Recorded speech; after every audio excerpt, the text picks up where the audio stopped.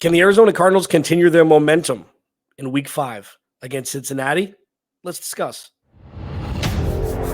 You are Locked On Cardinals, your daily Arizona Cardinals podcast.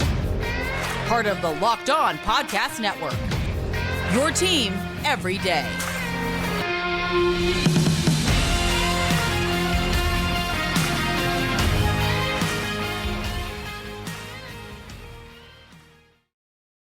Locked On Cardinals, Alex Clancy here. Follow me on Twitter at Clancy's Corner. Follow the podcast at Locked On AZ Cards. Thank you for making Locked On Cardinals your first listen each and every day, free wherever you get your podcast and on YouTube. This episode of Locked On Cardinals is brought to you by Prize Picks, the easiest and most exciting way to play daily fantasy sports. Go to prizepicks.com/LockedOnNFL and use code all lowercase LockedOnNFL for a first deposit match up to $100. So this is going to be a very interesting matchup for so many different reasons. The Arizona Cardinals are riding high, even though they're 1-3. The Cincinnati Bengals are limping along, no pun intended, with Joe Burrow dealing with the calf injury. Jamar Chase playing under his potential because of it. T. Higgins going to miss this game.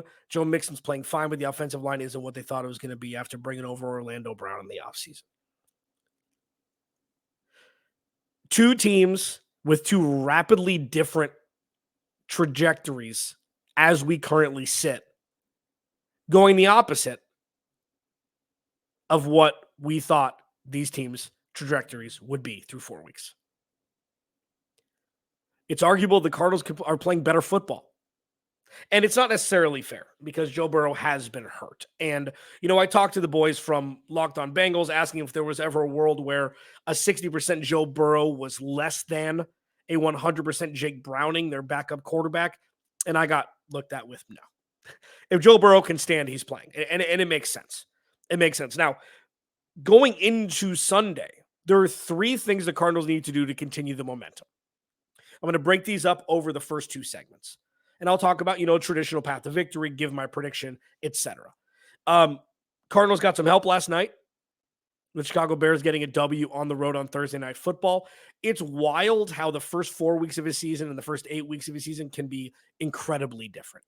The Cardinals have the 8th and 13th overall picks, respectively, with theirs and Houston's. They could easily have 2 top 5 picks through 8 weeks. It's going to be fascinating to see what happens through the next month or so as the second chapter of the 2023 NFL season commences. But all in all, it's been a hell of a first month for the Cardinals, not so great for the Bengals. Now, what do the Cardinals need to do in an effort to continue the momentum? One is kind of omnipresent, and I'm going to take this entire first segment to talk about this because it's from the coaching aspect. Jonathan Gannon needs to continue to keep these guys ready to play on game day. Preparation, practice, cohesion.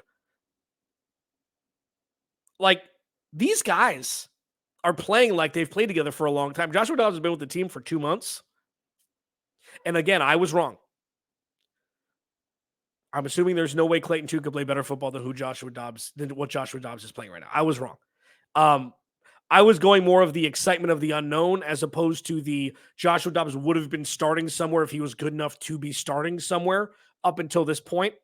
In this system, in Drew Petzing's offense, he's running it like the conductor of an orchestra. And that's wildly exciting. So with Jonathan Gannon, preparation. Drew Petzing continued to evolve this offense, not just with, trickeration, not just with play action, as these players continue to get more comfortable, especially peppering in Trey McBride and Michael Wilson a little bit more. Let's see what Trey McBride is made of. Let's see if they can kind of parse out those targets from the majority of them being to Zach Ertz to, spreading them out with Trey McBride. And that's obviously Josh Dobbs has found an immediate friend in Zach Ertz, not the first time. Kyler Murray did right when Zach Ertz came over from Philly in that trade. But being able to diversify your portfolio is massive in the growth process. Michael Wilson, hopefully we'll see 10 targets. Hollywood Brown, 10 targets.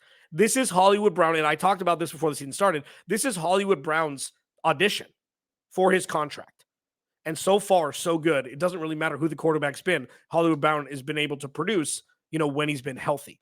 Drew Petzing's offense needs to continue to evolve. It needs to continue to keep opposing defenses guessing. Because remember, and I don't think this is something that can be easily forgotten, the Cardinals usually have less talent than the opposition. But the most talented doesn't always win. It's usually the best coached with a good level of talent at least. And that's what we've seen from the Cardinals. Nick Rallis, this is the big one. This is the big one. This defense needs to level up. And it's a difficult task for him, for the 30-year-old. But, Budda Baker will be back in the next couple weeks. Zaven Collins has played fine, but, not necessarily to the level that maybe we expected in year 3. Kazir White's been as advertised.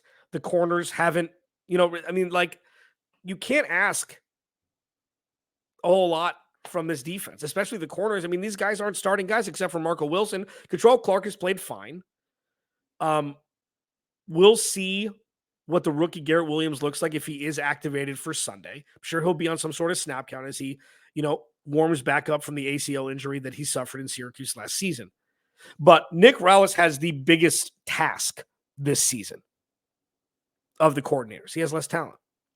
And defense is predicated upon instinct, talent, and trust.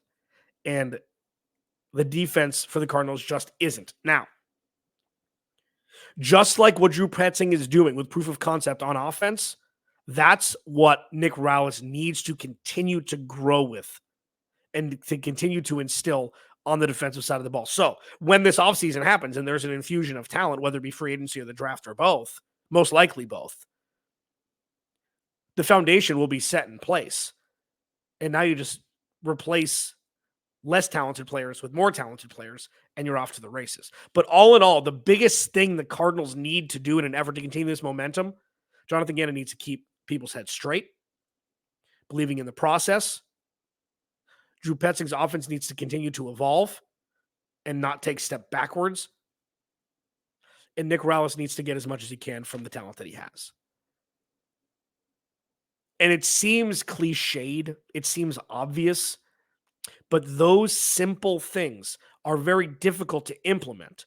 And the Cardinals have done a very good job so far by, for the most part, in doing just that through 4 weeks. This is a very, very difficult opponent, regardless of if Joe Burrow was 30% or 100%.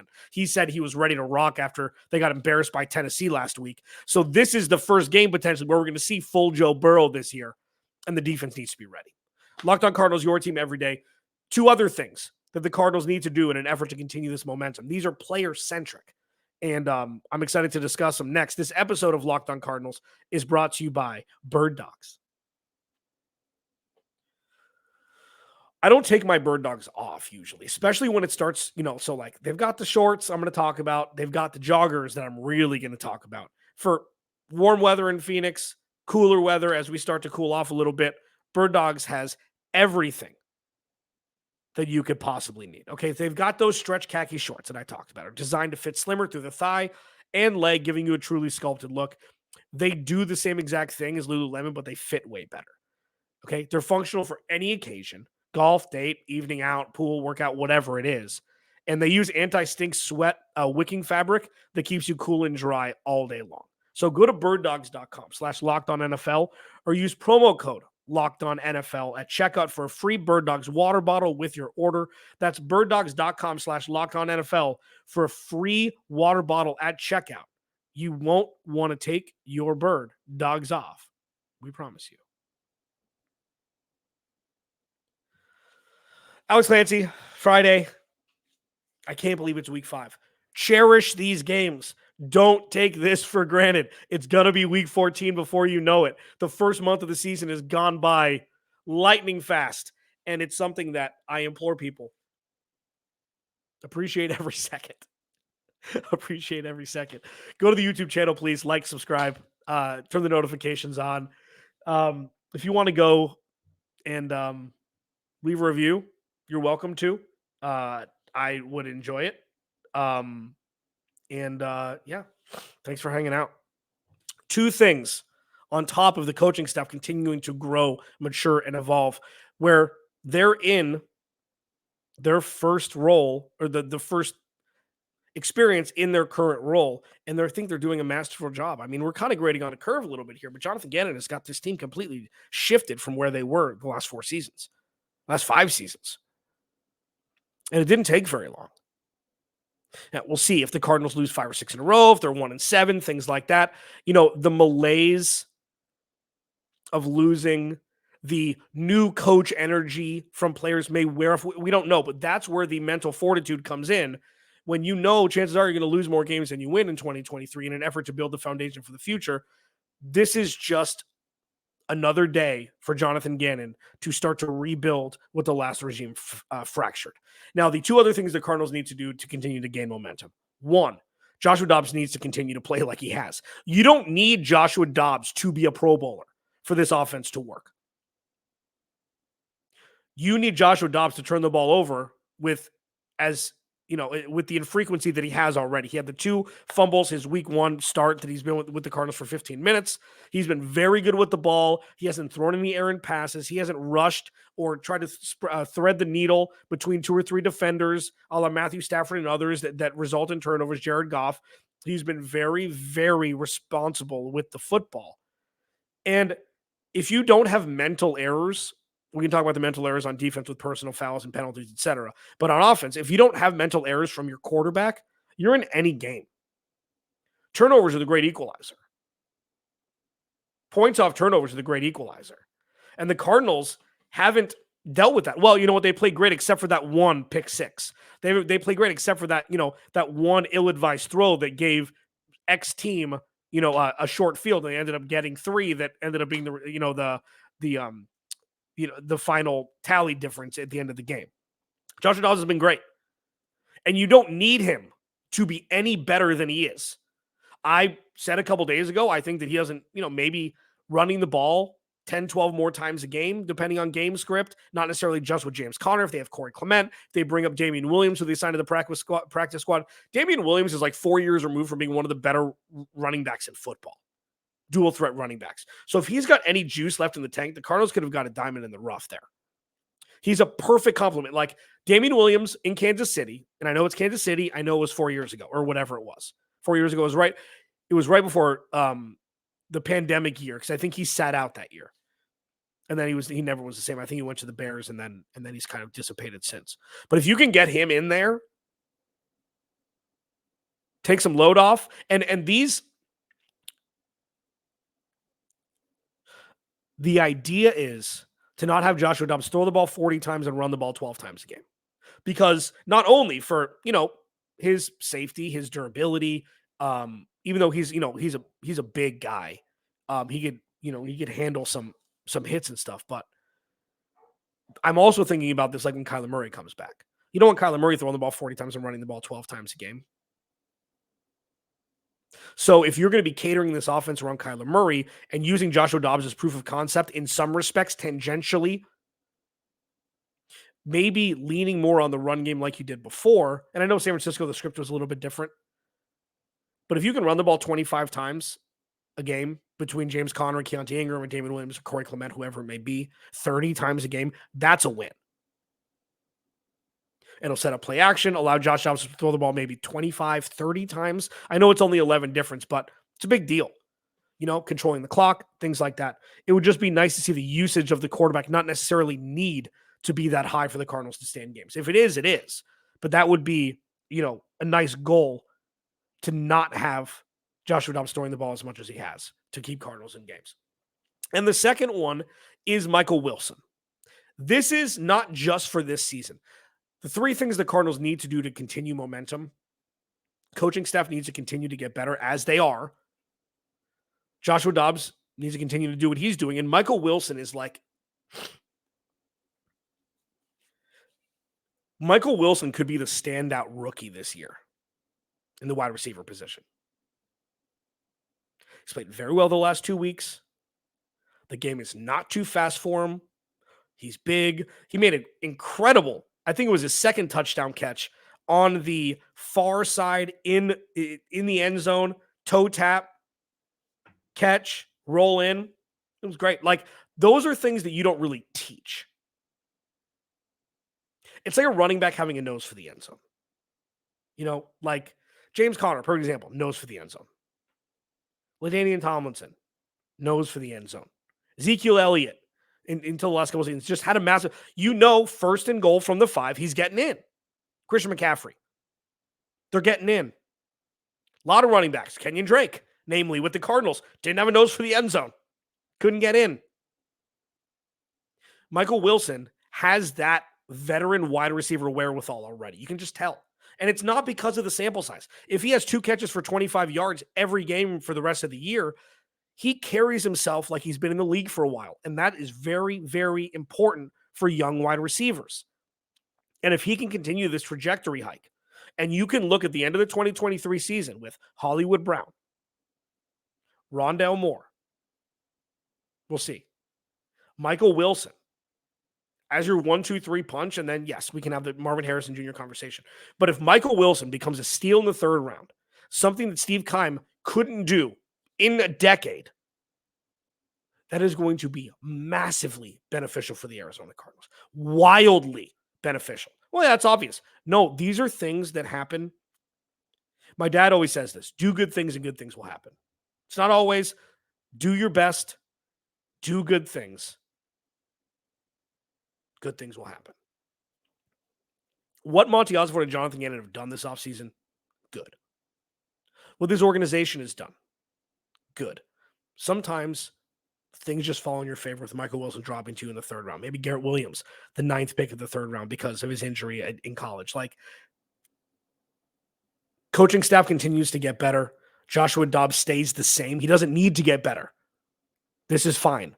And Michael Wilson takes off. Those are 3 things the Cardinals need to do in an effort to maintain this trajectory. And you know what? I'm here for it, and I'm bleeping stoked to be here through 4 weeks, watching this team fight every week. This has been the most fulfilling first 4 games of a season I've had since covering the Cardinals starting in 2012. It is, because it's different. And it's not just, it's not the last regime. It's different. Anything could be easier. No, it's different. And I think more people than not can feel it. What's the path to victory for the Arizona Cardinals on Sunday? There is one. Yes. And I will talk about it next as we roll on here. Locked On Cardinals, your team every day. This episode of Locked On Cardinals is brought to you by Prize Picks. Prize Picks is the most fun I've had, winning up to 25 times my money this football season. Okay. You select 2 or more players, pick more or less in their projected stats, and place your entry. Testing my skills on Prize Picks this football season is the most exciting way to play daily fantasy sports. If you have the skills, you can turn $10 into $250 with just a few taps. It's really simple to play. I can make my picks and submit my entry in less than 60 seconds. Quick withdrawals, easy gameplay, and an enormous selection of players and stat types are what make Prize Picks the #1 daily fantasy sports app. Go to prizepicks.com/LockedOnNFL and use code LockedOnNFL for a first deposit match up to $100. Again, go to prizepicks.com/LockedOnNFL and use code LockedOnNFL for a first deposit match up to $100. Final segment. Alex Clancy, excuse my throat situation.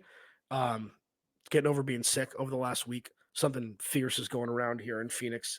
Hope everybody's staying safe, enjoying the cool down weather, and hopefully an Arizona Cardinals victory on Sunday. And yes, I say that. Hopefully an Arizona Cardinals victory on Sunday, because remember, they can't control what happens except for going and playing as well best they can. And this is a gettable game, especially with Joe Burrow, coming off injury, even if he is 100%. T. Higgins is going to be out. Cardinals have not been great against the run, so Joe Mixon is a guy that you're going to have to watch out for. The path to victory for the Cardinals, 3-prong. 1, get after Joe Burrow. And I say this every week, but the reason why this is the most important thing is because the secondary isn't where it needs to be. And it's okay. It's a 2-year rebuild. We'll see if Garrett Williams plays. At the time I'm recording this podcast, we know it's up in the air still. The best friend of an inferior defensive back room is a good pass rush. Let's see what the kids got. Let's see if they can pepper in Cam Thomas a little bit more. Victor Dimukeji's been good. Jonathan Ledbetter's been fine on the interior. See if Zaven Collins can get there and get home. If you can rattle Joe Burrow when he's not 100%, he is kind of a sneaky, elusive outside of the pocket, but he's not going to have that in his bag when he's hobbled like this with the calf injury.